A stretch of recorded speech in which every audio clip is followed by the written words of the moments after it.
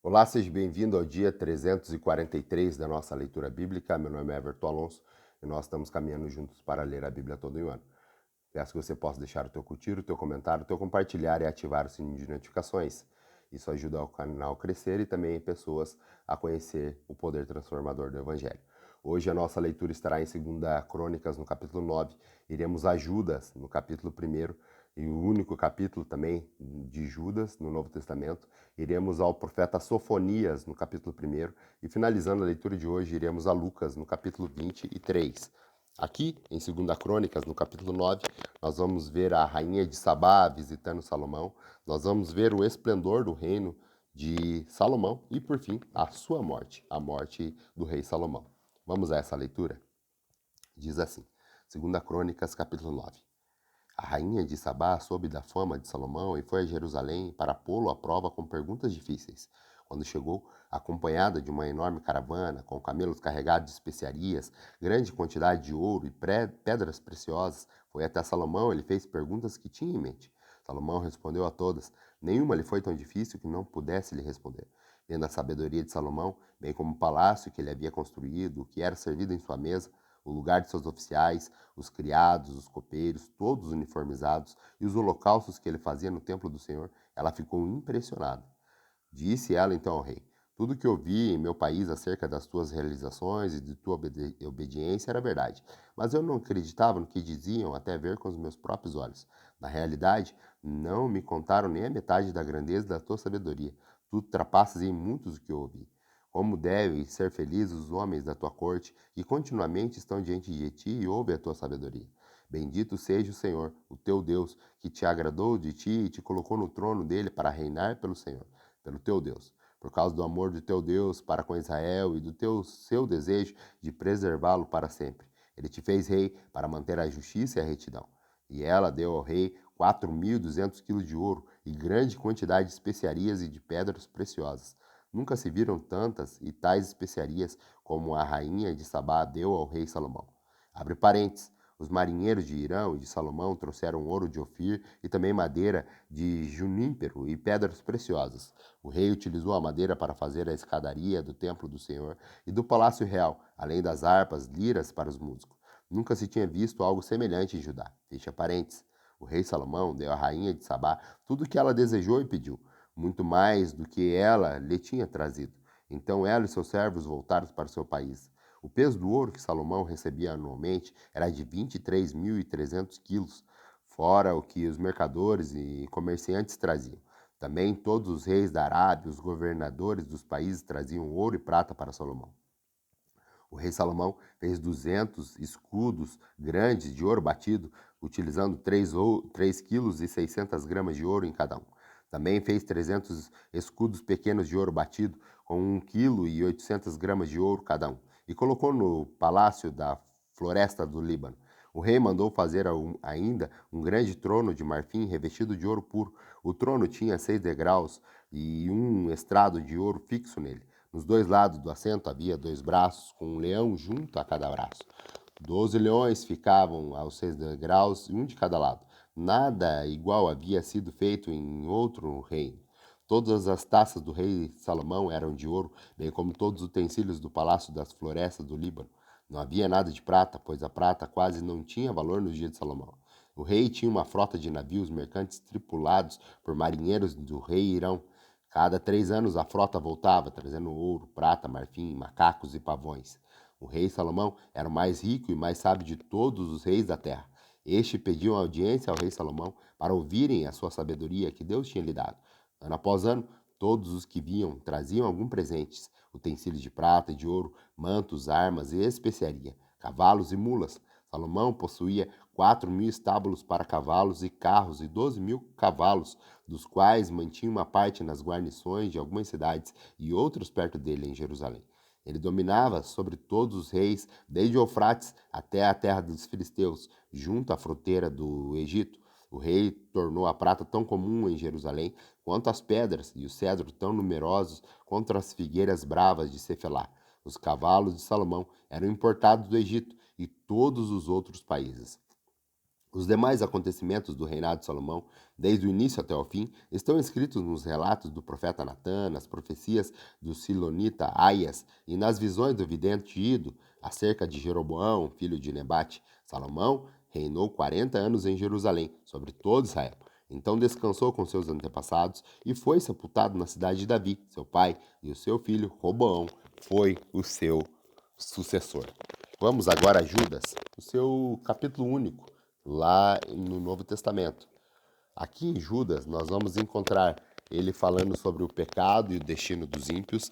Nós também vamos encontrar um chamado à perseverança no Senhor. Vamos a essa leitura? Judas, capítulo único, a partir do verso 1. Judas, servo de Jesus Cristo e irmão de Tiago, aos quais foram chamados, amados por Deus Pai e guardados por Jesus Cristo, misericórdia, paz e amor sejam multiplicados a vocês. Amados, embora estivesse muito ansioso para escrever a vocês acerca da salvação que compartilhamos, senti que era necessário escrever insistindo que batalhassem pela fé, de uma vez por todas confiado aos santos. Pois certos homens, cuja condenação já está sentenciada há muito tempo, infiltraram-se dissimuladamente no meio de vocês. Esses são ímpios, transformando a graça de nosso Deus em libertinagem e negam Jesus Cristo, nosso único soberano e Senhor. Embora vocês já tenham conhecimento de tudo isso, quero lembrá-los de que o Senhor libertou um povo do Egito, mas, posteriormente, destruiu os que não creram.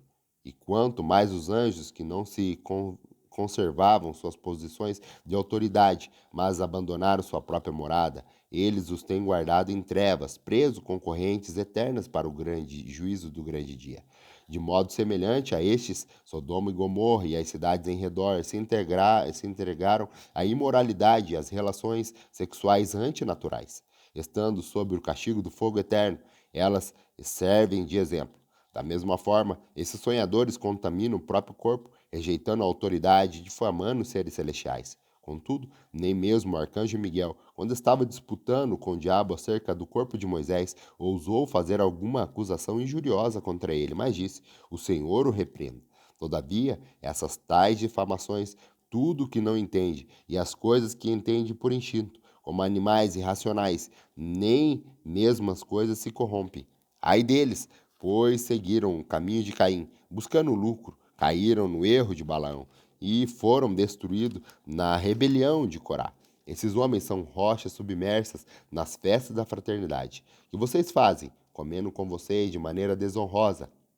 São pastores que só cuidam de si mesmos, são nuvens sem águas, impelidas pelo vento, árvores de outono sem frutos, duas vezes mortas, arrancadas pela raiz. São ondas brávias no mar, espumando seus próprios atos vergonhosos, estrelas errantes, para as quais estão reservadas para sempre as mais densas trevas. Enoque, o sétimo, a partir de Adão, profetizou acerca deles.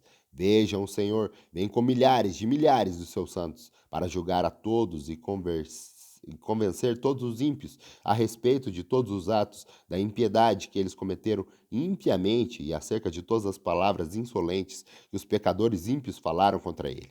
Essas pessoas vivem se queixando, descontente com a sua sorte e sempre seguem os seus próprios desejos impuros. São cheias de si e adulam os outros por interesse. Todavia, amados, lembre-se do que foi predito pelos apóstolos de nosso Senhor Jesus Cristo. Eles diziam a você: nos últimos tempos haverá zombadores que seguirão seus próprios desejos ímpios. Eles são os que causam divisões entre vocês, os quais seguem a tendência de sua própria alma e não têm o Espírito. Edificam-se, porém, amados, na santíssima fé que vocês têm, orando no Espírito Santo, mantendo-se no amor de Deus, enquanto esperam que a misericórdia de nosso Senhor Jesus Cristo os leve para a vida eterna. Tenham compaixão daqueles que duvidam. Aos outros salvem, arrebatando-os do fogo. Aos outros ainda, mostrem misericórdia com temor, odiando até a roupa contaminada pela carne. Aquele que é poderoso para impedi-los de cair e para apresentá-los diante da sua glória sem mácula e com grande alegria. Ao único Deus, nosso Salvador, sejam glória, majestade, poder e autoridade, mediante Jesus Cristo, nosso Senhor, antes de todos os tempos, agora e para todo sempre. Amém. Vamos agora para o Antigo Testamento. No Antigo Testamento, hoje nós faremos a leitura do profeta menor, iniciando a nossa leitura nesse profeta menor. Esse profeta menor é chamado de Sofonias. Aqui no primeiro capítulo de Sofonias, nós vamos encontrar ele falando sobre o castigo que viria sobre Judá e também sobre a destruição vindoura e o grande dia do Senhor. Tudo isso nesse capítulo 1 do profeta Sofonias. Vamos à leitura? Sofonias, capítulo 1. Palavra do Senhor. A palavra do Senhor que veio a Sofonias, filho de Cuxi, neto de Gedalias, bisneto de Amarias e trineto de Ezequias, durante o reinado de Josias, filho de Amon, rei de Judá. Destruirei todas as coisas da face da terra, palavra do Senhor. Destruirei tanto os homens quanto os animais. Destruirei as aves do céu e os peixes do mar, e que causam tropeço junto com os ímpios. Para isso, quando eu ceifar o homem da face da terra, declara o Senhor. Estenderei a mão contra Judá e contra todos os habitantes de Jerusalém. Eliminarei deste lugar os remanescentes de Baal, os nomes dos ministros idólatras e dos sacerdotes, aqueles que nos altos dos terraços adoram os exércitos de estrelas, aqueles que se prostram jurando pelo Senhor, também por Moloque, aqueles que se desviam e deixam de seguir o Senhor. Não o buscam nem o consultam. Calem-se diante do soberano Senhor, pois o dia do Senhor está próximo. O Senhor preparou um sacrifício, consagrou os seus convidados. No dia do sacrifício do Senhor, castigarei os líderes e os filhos do rei, e todos os que estejam vestidos com roupas estrangeiras. Naquele dia, castigarei todos que evitam pisar a soleira dos ídolos, e que enchem o templo dos seus deuses com violência e engano. Naquele dia, declara o Senhor, haverá gritos perto da porta dos peixes, lamentos no novo distrito e estrondo nas colinas. Lamentem-se, vocês que moram na cidade baixa, todos seus comerciantes serão completamente destruídos, e todos que negociam com prata serão arruinados. Nessa época, vasculharei Jerusalém como lamparinas, e castigarei os complacentes, que são como vinhos envelhecidos, deixados com os seus resíduos que pensam, o Senhor nada fará, nem bem nem mal. A riqueza deles será saqueada, suas casas serão demolidas, embora construam novas casas, nelas não morarão. Plantarão vinhas, mas o vinho não beberão. O grande dia do Senhor está próximo e logo vem. Ouçam, o dia do Senhor será amargo, até os guerreiros gritarão. Aquele dia será um dia de ira, de aflição, de angústia, dia de sofrimento e ruína, dia de trevas e escuridão, dia de nuvens e negridão, dia de toque de trombeta e grito de guerra contra as cidades fortificadas e contra as torres elevadas. Trarei aflição aos homens, e andarão como se forem cegos, porque pecaram contra o Senhor. O sangue deles será derramado. Nem a sua prata, nem o seu ouro poderão livrá-los do dia da ira do Senhor. No fogo do seu zelo, o mundo inteiro será consumido, pois ele dará fim repentino a todos que vivem na terra. Vamos agora ao livro de Lucas. Hoje a nossa última leitura de hoje está no livro de Lucas, no capítulo 23, onde Jesus ele é apresentado diante de Pilatos e Herodes, também a crucificação do nosso mestre, a morte de Jesus, o sepultamento de Jesus também.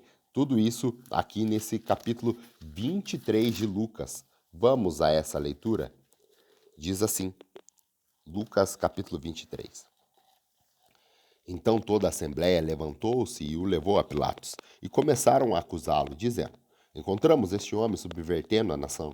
Ele proíbe o pagamento de impostos a César e se declara o próprio Cristo um rei. Pilatos perguntou a Jesus, você é o rei dos judeus? Tu o dizes, respondeu Jesus. Então Pilatos disse ao chefe dos sacerdotes e à multidão, não encontro motivo para acusar este homem. Mas eles insistiam, ele está subvertendo o povo em toda a Judéia com seus ensinamentos. Começou na Galiléia e chegou até aqui. Ouvindo isso, Pilatos perguntou a Jesus se era galileu. Quando ficou sabendo que ele era da jurisdição de Herodes, enviou a Herodes, que também estava em Jerusalém naqueles dias. Quando Herodes viu Jesus, ficou muito alegre, porque havia muito tempo que queria vê-lo. Porque, pelo que ouvira falar dele, esperava vê-lo realizar algum milagre. interrogou com muitas perguntas, mas Jesus não lhe deu respostas. O chefe dos sacerdotes e os mestres da lei estavam ali, acusando com veemência. Então Herodes e seus soldados ridicularizaram-no e zombaram dele. Vestindo um manto esplêndido, mandaram-no de volta a Pilatos. Herodes e Pilatos, que até ali eram inimigos, naquele dia tornaram-se amigos. Pilatos reuniu o chefe dos sacerdotes, as autoridades e o povo, dizendo-lhe: Vocês que vocês me trouxeram este homem como alguém que estava incitando o povo à rebelião. Eu examinei na presença de vocês e não achei nenhuma base para acusações que fazem contra ele. Nem Herodes, pois ele o mandou de volta para nós. Como podem ver, ele nada fez que mereça a morte. Portanto, eu o castigarei e depois o soltarei. Ele era obrigado a soltar um preso durante a festa. Só voz eles gritavam: Acabe com ele, solte a Barrabás. Abre parênteses. Barrabás havia sido lançado na prisão por causa de uma insurreição na cidade por assassinato. Fecha parênteses. Desejando soltar a Jesus, Pilatos dirigiu a eles novamente, mas eles continuaram gritando: Crucifique-o, crucifique-o. Pela terceira vez ele falou: Por quê? Que crime esse homem cometeu? Não encontrei nele nada digno de morte. Vou mandá-lo castigá-lo e depois vou soltar. Eles, porém, pediam insistentemente, com gritos fortes, que ele fosse crucificado, e a gritaria prevaleceu. Então Pilatos decidiu fazer a vontade deles. Libertou o homem que havia sido lançado na prisão por insurreição e assassinato, aquele que eles haviam pedido, e entregou Jesus à vontade deles.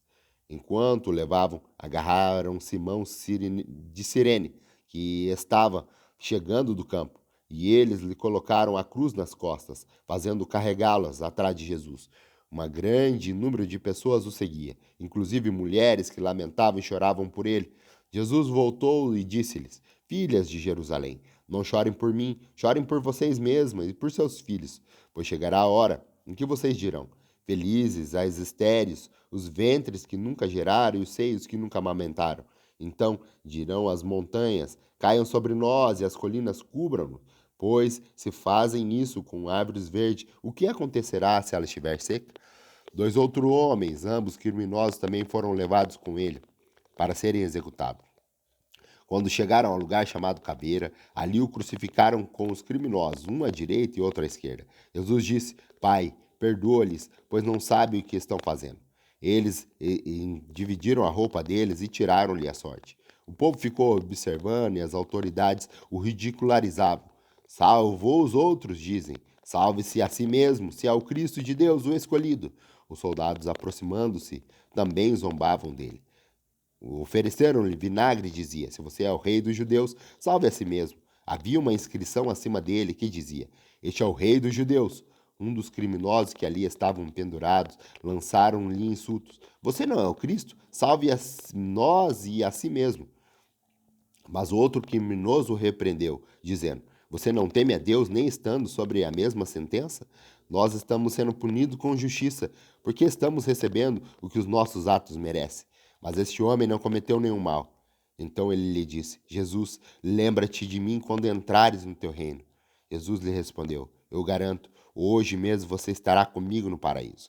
Já era quase meio-dia, e trevas cobriram toda a terra até as 3 horas da tarde. O sol deixara de brilhar, e o véu do santuário rasgou-se ao meio. Jesus bradou em voz alta: Pai, nas tuas mãos entrego o meu espírito. Tendo dito isto, expirou. O centurião, vendo o que havia acontecido, louvou a Deus, dizendo: Certamente este homem era justo. E todo o povo que havia juntado para presenciar o que estava acontecendo, ao ver isso, começou a bater no peito e a afastar-se. Mas todos os que o conheciam, inclusive as mulheres que haviam seguido desde a Galiléia, ficaram de longe, observando essas coisas. Havia um homem chamado José, membro do conselho, um homem bom e justo, que nada tinha consentido na decisão e no procedimento dos outros. Ele era da cidade de Arimateia, na Judéia, e esperava o reino de Deus. Dirigindo-se a Pilatos, pediu o corpo de Jesus. Então desceu-o, envolveu-o num lençol de linho e o colocou num sepulcro cavado na rocha, no qual ninguém ainda fora colocado. Era o dia da preparação e estava para começar o sábado. As mulheres que haviam acompanhado Jesus desde a Galiléia seguiram José e viram o sepulcro e como o corpo de Jesus fora colocado nele. Em seguida, foram para casa e prepararam perfumes e especiarias aromáticas e descansaram no sábado, em obediência ao mandamento. Essa é a nossa leitura de hoje. Grato pela tua companhia e pelo Senhor ter nos sustentado até aqui. Se Ele nos permitir, retornamos amanhã para mais um episódio da nossa leitura bíblica. Até lá.